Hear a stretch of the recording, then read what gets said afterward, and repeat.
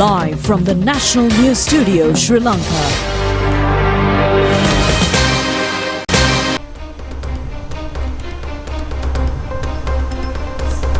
Hello there, a very good evening and a warm welcome to the 9 p.m. news of the most prestigious channel in Sri Lanka, bringing you your top stories for tonight. I'm Sonal Parnavithana. I'm Dalanjali Ananda and these are your top stories for tonight.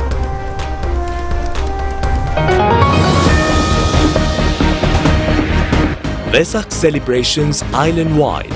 Large crowds attend Vesak zones. Japan was a victim of corruption prevailed in Sri Lanka, says the Japanese ambassador. Commends the government's anti-corruption program. A committee appointed to investigate the bus accident at Kotmale. Investigations commence. A 49-year-old teacher taken into custody in connection with the sexual abuse of a female student. A special mosquito control week from the 19th to 24th of this month. Prime Minister Modi warns of a strong response in case of a repeated terrorist attack.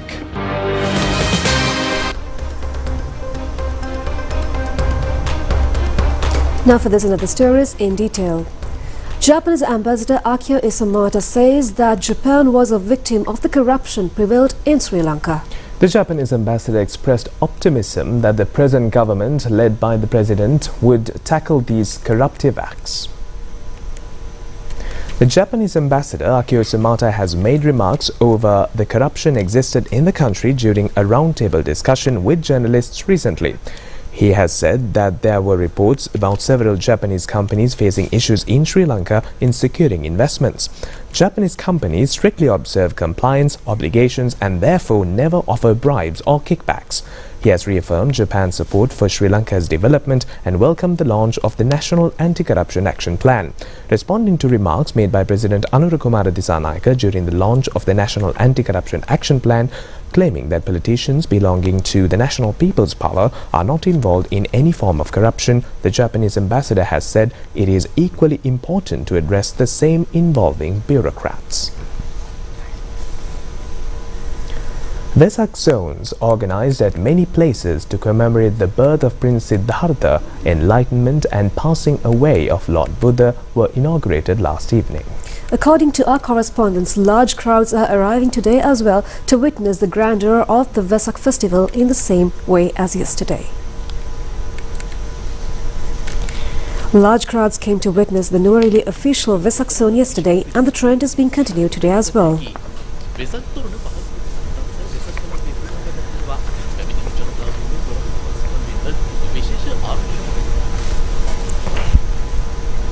Buddha Rashmi Vesak zone was inaugurated yesterday under the patronage of Prime Minister Dr. Harini Amarasurya, which is being organized jointly by President's Office, Prime Minister's Office and Gangarama Vihara Hunupetiya, Colombo.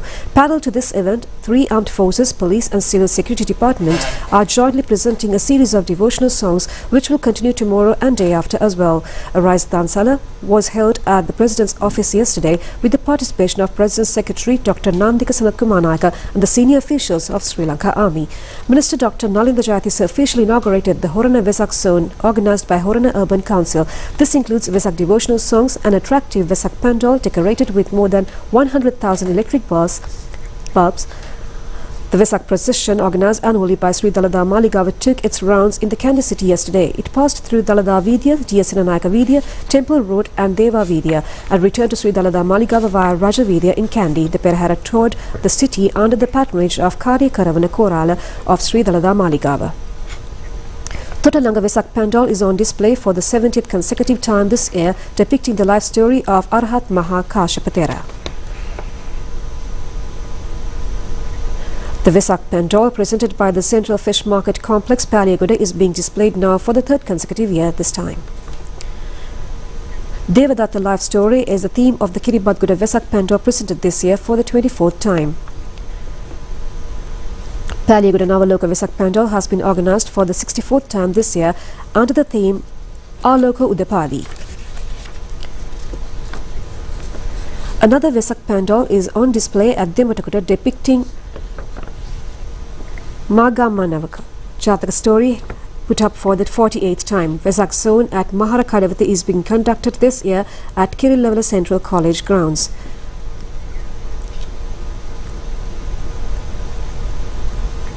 The Vesak pandal presented by the Association of Homagama Traders and the professional community is on display at the Homagama bus stand with Gandathindu Jataka story as the theme of it.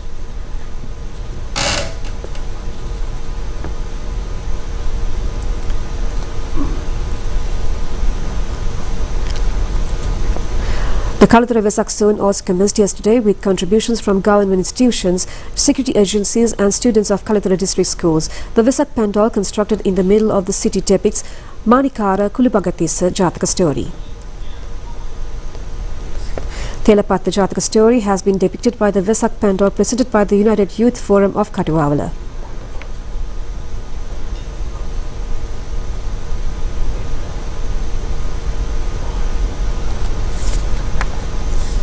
There are 3 Vesak pandals on display at Ambalanguda town, including a large number of Dansals.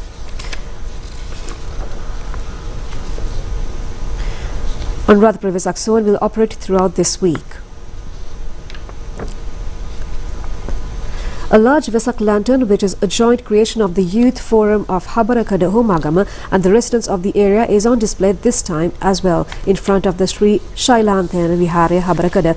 Sri Sudarshana Vesak zone at Gampaha is being held at Sri Sudarshanarama Piriven Vihare, Makavita.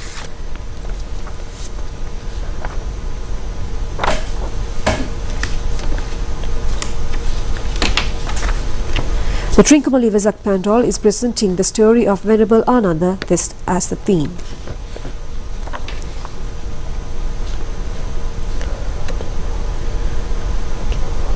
Sri Bodhi Dakshinarama Vihare hosts the Vaunya Vesak zone. A display of illuminated Vesak lanterns can also be seen at the Vani Security Forces headquarters.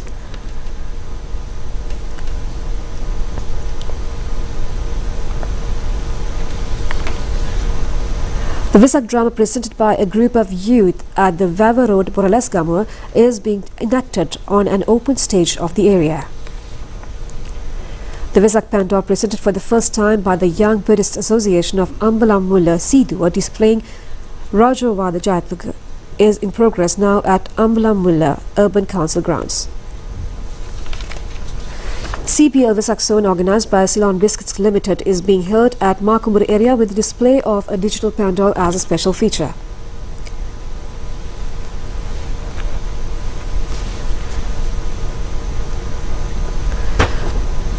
The Vesak pandal constructed at the Sri Sudarshanarama Vihare premises Polga Sovita for the 3rd time is on display.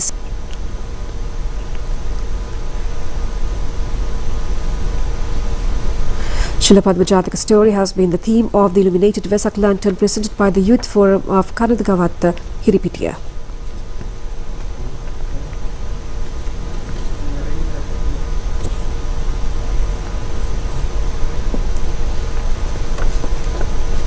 The Friends Birthday Association of Valakumbura at Nagoda in Gaur presented its Vesak pandal for the first time yesterday, which will go on until the 16th of this month, depicting Swarna Mayura Jataka story.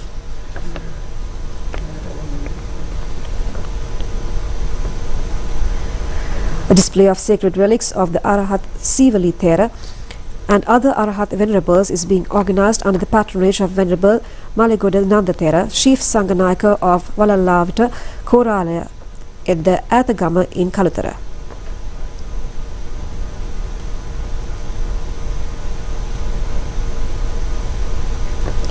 Sampad Batigi, organized by the Sampad Bank on the occasion of Vesak Full Moon Poya Day, was held at the Ruan Valley Mahasai premises in Anuradhapura.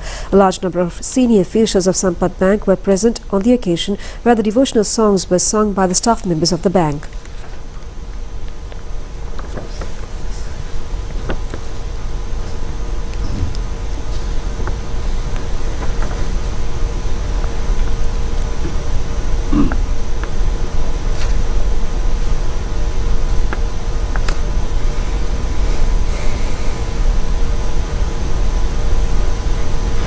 Representing overseas celebrations of Vesak festival, Sirikusa Vihare in Italy is also conducting a Vesak zone, which was inaugurated by Venerable Hadrabagi Gunananda Thera, chief incumbent of the Viharaya.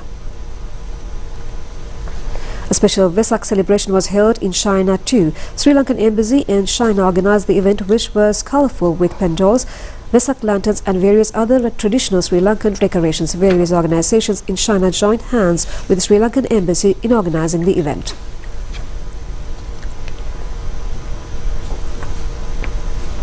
The chief incumbent of the Hunupitiya Gangarama Vihare in Colombo, Venerable Kirinde Asajitera, says that devotees should engage in meritorious activities during the Vesak festival and also on other occasions with keeping in mind the true spiritual peace as the main aim.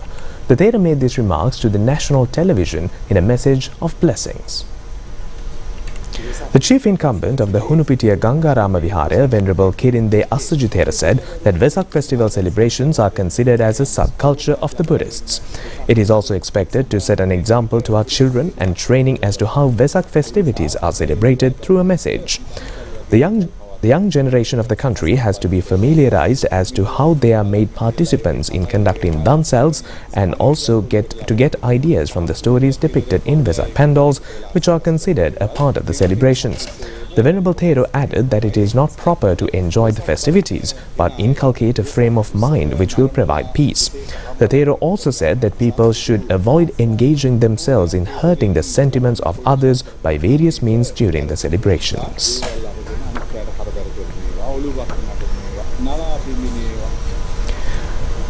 In more local stories, this year's Sri Pada pilgrimage season came to a conclusion midnight yesterday. Accordingly, the transfer of the sacred relic casket, the statue of Saman deity and a part of the other divine ornaments kept at the upper terrace of the Sri Pada to Galputtavala Rajamaha Vihara in Palmudula commenced this morning. The procession to transfer the sacred relics commenced following the Buddha Puja held at the upper terrace of the Sri Pada. The procession was paraded along Rajamavata in Palabadala Road, Ratnapura. Another procession following the afternoon Buddha Puja held at the upper terrace of the Sri Pada was paraded up to the Buddhist center in Nalatanya. Both processions expected to arrive at the Galputtavala Rajamahavihara along Hatton, Nalatani, Kitulgala, Avisavella, Ratnapura Road and Bangala, Bangalaguda Road.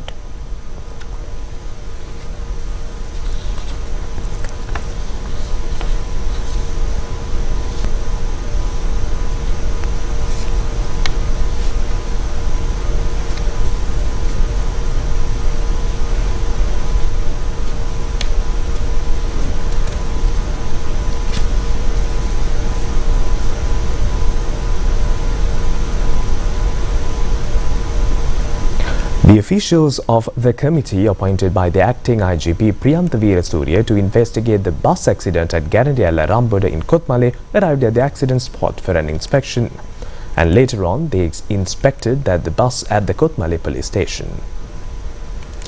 The inspection committee officials included Senior DIG Ajit Rohana, DIG Attorney at Law Ruwan Gunasekara and other officials. They indicated that a broad investigation would be conducted regarding this accident and its report will be handed over to the IGP in due course. Meanwhile, the statements have also been recorded from the conductor of the bus and those injured persons who are under treatment. Meanwhile, Minister of Women and Child Affairs Saroja Savitri Paulraj visited Peradeniya's Sirimau Bandaranayaka Children's Hospital yesterday in order to get first-hand information of the welfare of the 3 children who were injured in the Kotmale bus accident. Minister of Women and Child Affairs Saroja Savitri Paulraj said that for the safety and future activities, an affiliated institution of the Ministry of Women and Child Affairs, the probation and the officials of Child Affairs Services Department will take the responsibility in this respect. Director of the hospital, Dr. Sarath Veerabandara, detailed about the health condition of these children to the media today. Director of the hospital, Dr. Sarath Veerabandara, said that 6-month-old infant was transferred to this hospital whose condition was reportedly serious, where she had injuries on the chest and the abdomen areas with internal bleeding.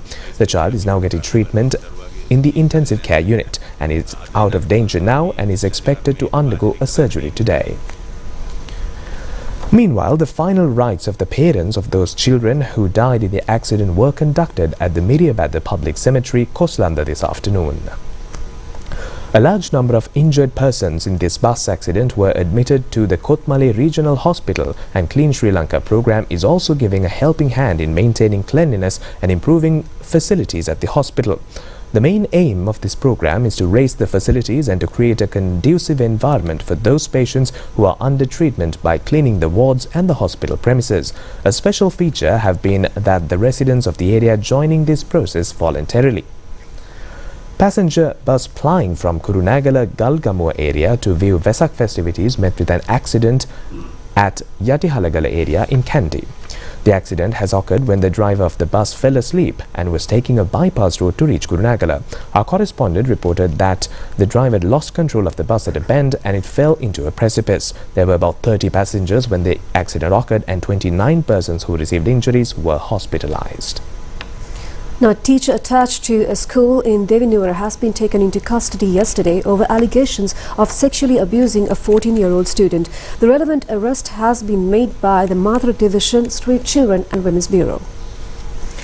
The 49-year-old suspect has been identified as a resident of Mathura area. The police have indicated that the suspect had worked as an English teacher at the school. Investigations have revealed that a suspect had allegedly abused this child at the school as well as outside the school. The child who was allegedly abused had been living with her grandparents, and the suspect has reportedly built a close relationship with the victim. The preliminary investigations have revealed that the victim has maintained a relationship with the suspect after school by using her grandfather's mobile. A special mosquito eradication week from the 19th to 24th of this month has been declared. The relevant program will be initiated in 15 identified districts, including the Colombo Municipal Council. Under the program, an initiative to clean identified risk-prone places and an awareness campaign will be carried out. The National Dengue Control Unit has indicated that a total of 19,724 dengue patients have been reported until yesterday. Most number of patients has been reported in the month of April, with 5,171 patients. So far, 2,178 dengue patients have been identified for the month of May, and the National Dengue Control Unit has pointed out that the number of patients could increase with the impending monsoon rains. Director of the National Dengue Control Unit, Consultant Dr. Sudat Samaravira, said that both dengue and chikungunya are being spread through the same mosquito species. Since there is no definite medicine for these two diseases, he pointed out that the best solution is to control the epidemic and is to prevent the breeding of the mosquito. Dr. Samaravira emphasized that with the monsoon rains, the epidemic situation may increase across the country. Directing a special attention in this regard, he said that a special mosquito eradication week has been declared from the 19th to 24th of this month. Accordingly, Dr. Samaravira indicated that this special program will be implemented across 15 identified risk-prone districts, including 95 medical health divisions and the Colombo Municipal Council region. Now, certain groups of people who visit Vesak zones have left garbage at the Goalface Green, which has been recorded on camera. Empty water bottles and waste food packets have been littered around this manner. According to reports, collection of garbage from 1 a.m. until 11 a.m. has also become difficult, mainly due to intermittent rains. The main aim of Vesak zones is to develop spirituality of individuals, and the national television requests everyone to drop garbage at proper places without littering them around.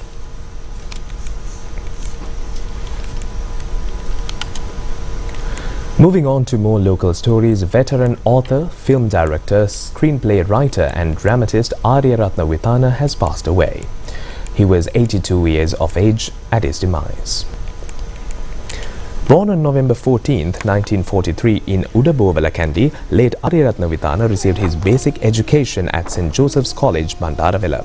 Late Aryaratna Vithana took his first steps into the field of arts with his school drama Vikashya, which he wrote and directed. He commenced his professional career as a proofreader at the government press. Late Aryaratna Vithana launched his first publication in 1971 with Kavalkarya short story collection. Later, he turned his attention to cinema direction and studied cinema in Germany. Short story collections authored by him, including Kavalkarya, Avigat Samayaka, as well as novels including Binguru and the Handua, are considered as some of the most significant milestones in Sinhala literature. Later, Aryaratna Vithana later began to direct his attention on literary translation with his biography of Anton Chekhov, Muhudu Lihinia, Itara Janakatha, Adara Vinishchaya, Palestina Ketikatha, Master of the House and Three Brothers and The Devil are among his popular literary translations. His remains are currently kept at his residence in Araliyamawatha, Puwakdandawa, Beliyatha. The funeral will be held at the Beliyatha crematorium at 2 p.m. tomorrow.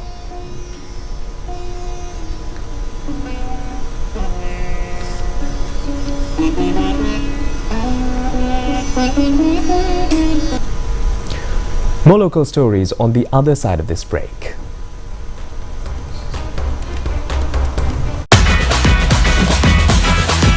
Kotmale, Fantamai. Lasana Panloke, Kotmale Saravihide, Hikasita Bandama, Fire and Fashion Dape, Hikakabate, Hot and Spicy Guess Mate, Rase, Prima Kotmale, Fantamai. Live from the National News Studio, Sri Lanka.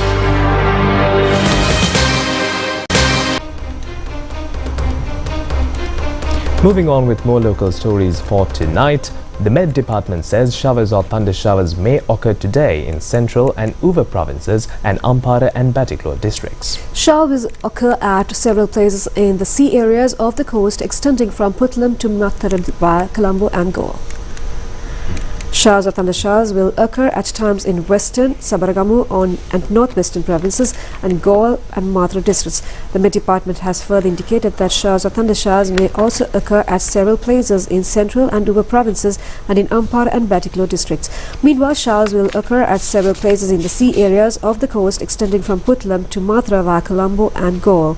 Winds can be increased at times in the sea areas of the coast extending from Kankasanture to Puthville via Puttalam, Colombo, Goa and Hambantota. The three areas in these coastal regions will be rough at times. Many farmlands and in Tulana, Puneva and Anakatya in Madivachia have been damaged from gusty wind which had passed through these areas. Severe damages have been caused on coconut, banana and papaya cultivations.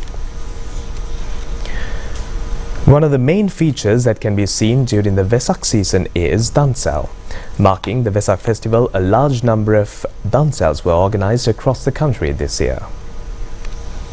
A special rice Dansal for the devotees visiting the Sri Dalanda Maligava was held throughout yesterday. It was held under the instructions of the Chief Custodian Pradeep Nilanga Dala.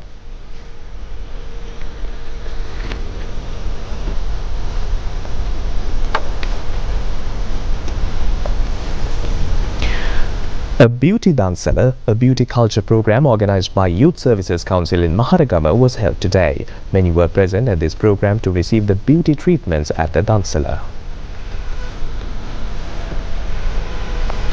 A businessman in Niyandagala Makumra area organized a rice Dansala yesterday. A manioc Dansala was organized at the Ashoka Gardens in Dolekanatta Nampamanua Piliyandala, and the Dansala, which was held for the 7th occasion, was organized by Ashoka Gardens. A short eats Dansala organized by the Arunalu Bakery in Gonapala Horana was held at the Gonapala Junction yesterday. And this is the cake Dansala organized by the residents in Parakanidia, Kirilavere area, which was held yesterday. Game Api Development and Welfare Society in Kopiyavatta Peralanda Ragava for the 3rd time organized a yellow rice Dansala. A Dansala to clean up and provide new clothes and food for 50 beggars in Colombo and Jayala areas was held yesterday. A philanthropist from Jayala area has provided assistance to conduct the Dansala.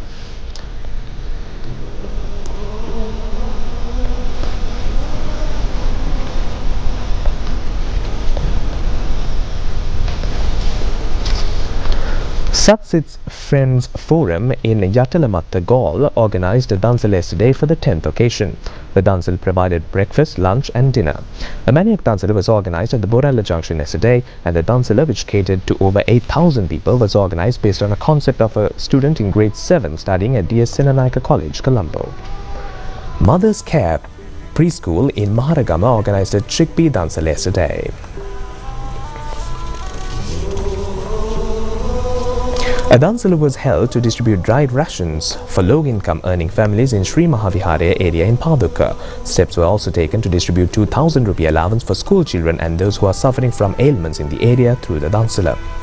Ella Traders Association and the residents of the area organised a Dansal yesterday centering the Ella tourist zone.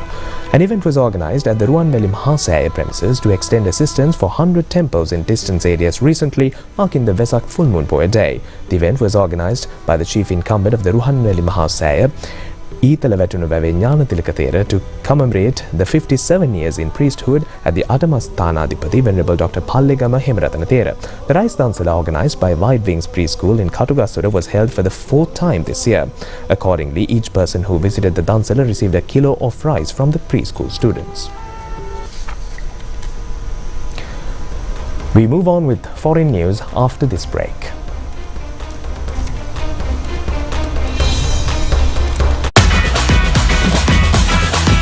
Kotmale, Kotmale.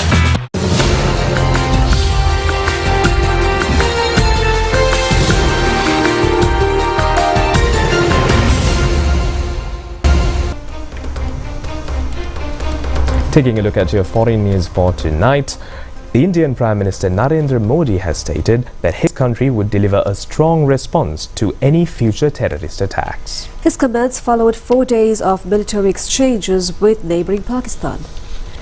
In his first public statement since the escalation, Prime Minister Modi said that this is not an era of war, but emphasized that it is also not an era of terror. The recent hostilities included heavy shelling and aerial incursions by both sides, raising concerns about regional stability. The clashes were triggered by a militant attack in Indian-administered Kashmir, which resulted in the deaths of 26 people. Indian authorities attributed the attack to a Pakistan-based militant group. However, Islamabad strongly denied any involvement or support for the organization in question. Despite the heightened tensions, both countries agreed to a US-brokered ceasefire over the weekend, which appeared to be holding at the time of Prime Minister Modi's remarks. Prime Minister Modi also referenced a long-standing water dispute, stating water and blood cannot flow together, alluding to India's decision to suspend aspects of the water-sharing treaty with Pakistan.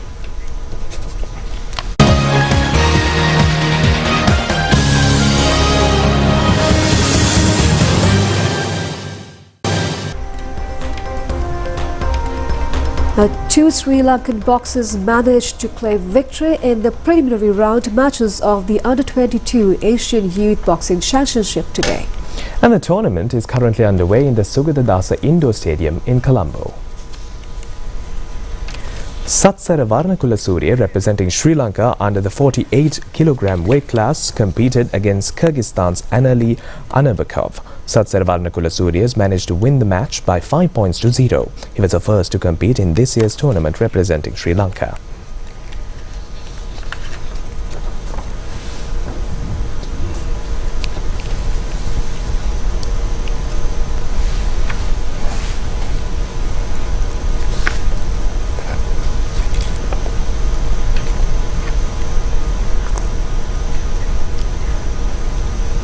Competing under the 57 kg weight class, Hansachit Tissa also managed to clinch victory after defeating his opponent, Saudi Arabian boxer Mohammed Al Haida. He also won the match by 5 points to 0.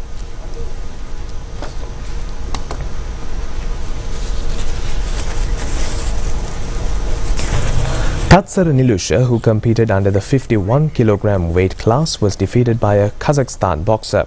Vidusha Sansit competed under the 54 kg weight class but was defeated before the Kazakhstan boxer. Tuan Murajuddin, who contested under the 60 kg weight class, was defeated by an Indian boxer. 11 matches of the preliminary round were held today, which was the second day of the tournament. All matches of the tournament, which is scheduled to be held until the 23rd, will live telecast on Channel I. And with that, we wind up tonight's main news telecast. Join us tomorrow, same time, same place. It's me, Sunal, alongside Dulanjali, saying goodbye. Have a good night. Good night.